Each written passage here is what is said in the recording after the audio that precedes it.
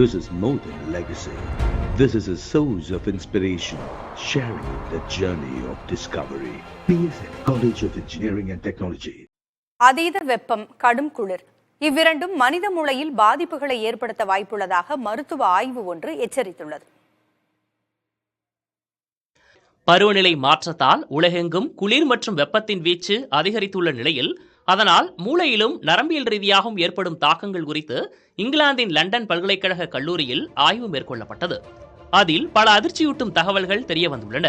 மனித உடல் 20 முதல் 26 டிகிரி செல்சியஸ் வெப்பநிலைக்குள்ளும் 20 விழுக்காடு முதல் 80 விழுக்காடு ஈரப்பத சூழலுக்குள்ளும் இயல்பாக செயல்படும் வகையில் அமைந்தது என்றும், இந்த வரம்பு மாறும்போது பாதிப்புகளும் மெல்ல அதிகரிக்கின்றன எனவும் ஆய்வில் தெரிவிக்கப்பட்டுள்ளது.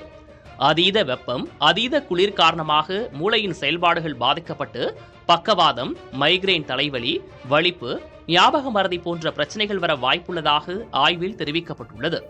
2003ஆம் ஆண்டு ஐரோப்பாவில் வெப்ப அலை வீசியதில் இறப்புகள் 20 விழுக்காடு அதிகரித்ததையும் அந்த ஆய்வு சுட்டிக்காட்டியுள்ளது. நகரங்களில் பசுமை சூழல் அழிந்துவிட்ட நிலையில் வெப்பத்தின் தாக்கம் கூடிக்கொண்டே வருவதாகவும் இங்கிலாந்தில் நடத்தப்பட்ட ஆய்வு தெரிவிக்கிறது. This is more than legacy. This is a source of inspiration, sharing the journey of discovery. PSN College of Engineering and Technology.